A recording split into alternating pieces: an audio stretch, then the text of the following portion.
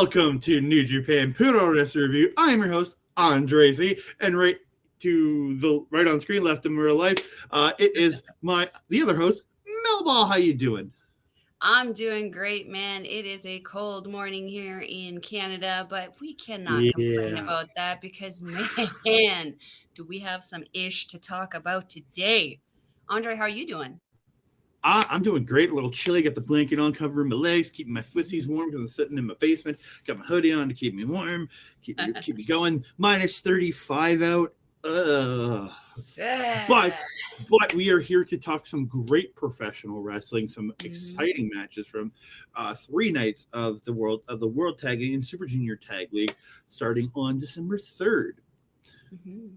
Yeah, but before we get to those, I want to thank our sponsors over at Rogue Energy. I can scan the QR code right down there in the bottom right corner, as Mel has indicated, and use the code OLEPODS for 10% off your order. Thanks to our friends at Rogue Energy and our friends at our local establishment. So we are going to get into it. You ready to get into it, Mel? Oh, I am ready to get into it. These were 3 incredible nights of shows. I can't wait to talk about them. Let's get into it, man. So we are starting with the December 3rd show from the World Tag League. We're going to start with my pick. I'm going to start with the pick. It's Gabriel Kidd and Alice Coughlin, the graduates of the LA Dojo, taking on United Empire's Aussie Open, Kyle Fletcher and Mark Davis. I thought, wonderful way to start. Again, one of my favorite tag teams in Aussie Open. I absolutely love these guys every time I watch them wrestle. And they are taking on LA Dojo, who have been just fighting so hard throughout this tournament, but have been coming up short every time. And it's almost heartbreaking every time you see them lose, because these two are fighting so hard and they're working so much. But again, you're going up against a team like Aussie Open, who to me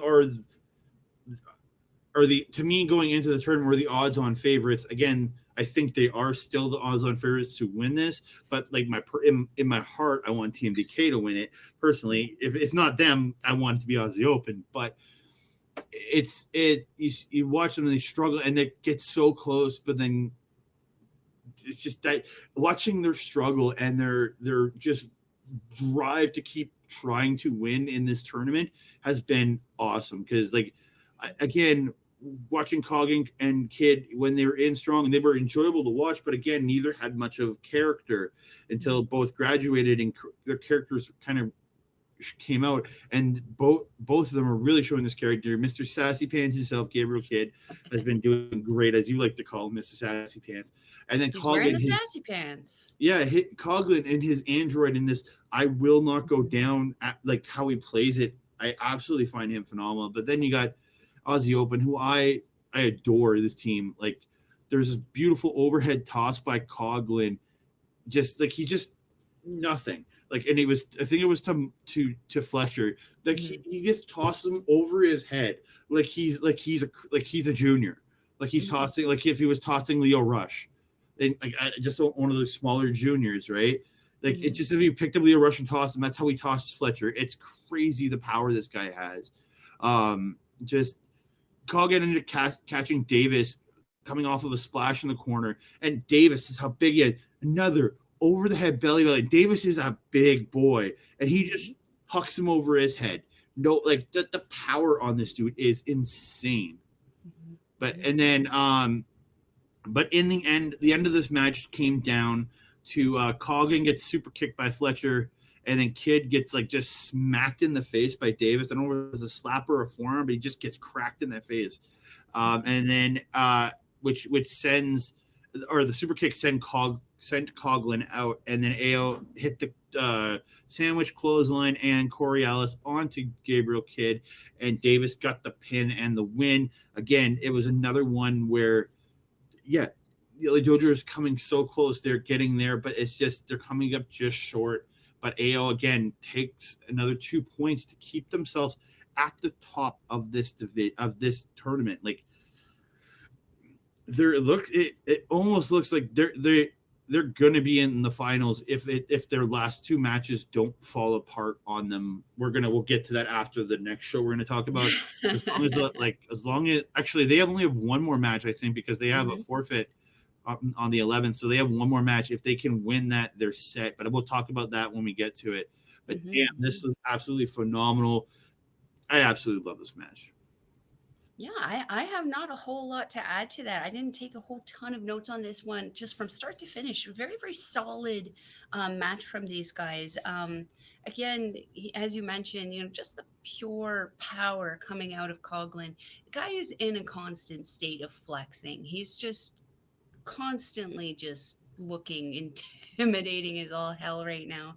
The only thing I would add to that was there was a great chop spot between Kid and Davis, which we know Kid can chop. We've seen him chopping since he started. Sure. To see him go toe to toe with Davis was pretty impressive because, as you mentioned, Davis is not a little boy; he's a big boy. He tenderizes them titties pretty good. But yeah, to add on this, that's going to be said a lot. This one, just fair warning. Yeah, no. But I thought absolutely phenomenal match. Just a great way to open a show. 100%.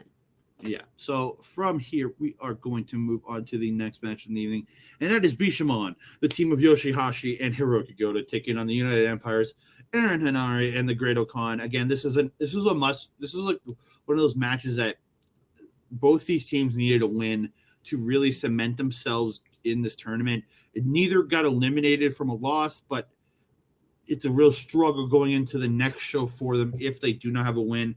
In the end, Bishamon did get the win with the Ushigoroshi kick combo into the Shoto, and they did pin Aaron Henare to get the win for Bishamon.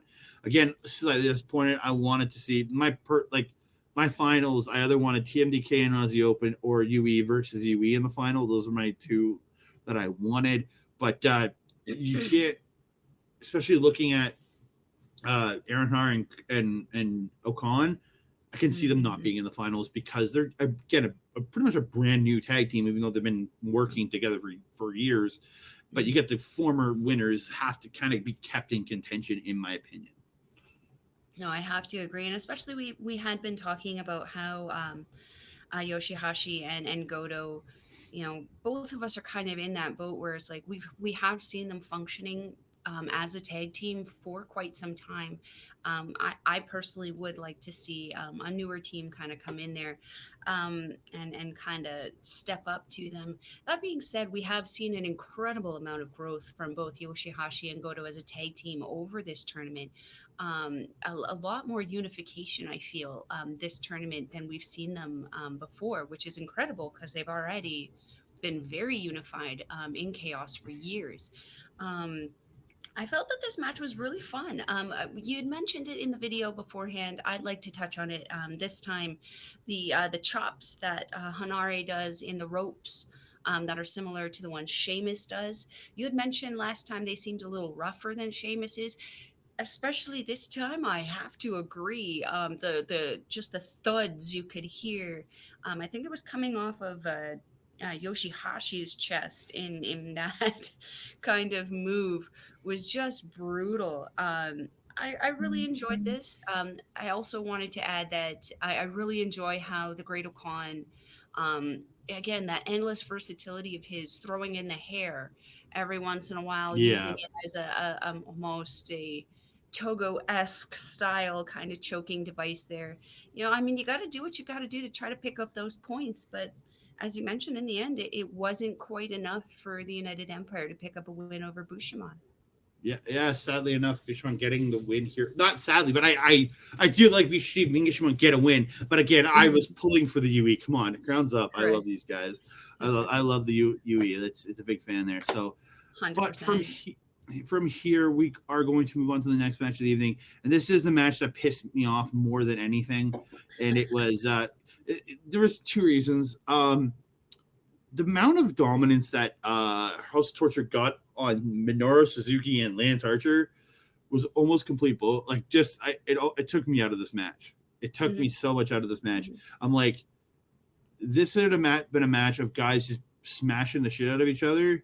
And that actually would have been an enjoyable match from House of Torture, but it was them dominating Suzuki and Archer almost the entire match, and that just it didn't make logical sense that the two men that pretty much beat the crap out of everybody else get, even though there was cheating, and they didn't cheat a lot in this match. Was that the other match? It's a House of Torture match, so I do have show interferes, so they were obviously at ringside at some point.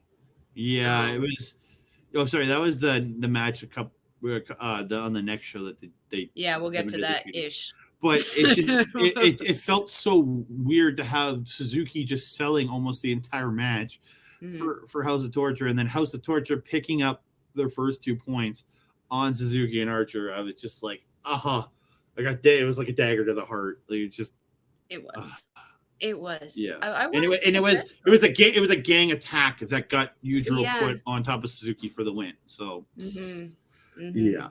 I think that the best part of the match was at the beginning when Archer was doing his intro, and his thing has been to intimidate Milano throughout this tournament. What he wasn't expecting, or maybe he didn't know that he was down there, but Shingo Takagi was actually on commentary at this point, hiding behind Shingo. I think that was the only time that I saw Archer actually stop and be like, okay, that's a former world champion. I don't think I'm going to mess with that one. But that's what I want to see that match. I want to see that. Hey, I mean, I wouldn't not want to see that either. That's two powerhouse men and two men who are not willing to back down to the other one. I mean, Shingo wasn't bothered. He didn't even get out of his seat. So that I think was the best part of the match. And that was before House of Torture to even come out. So that's saying a lot.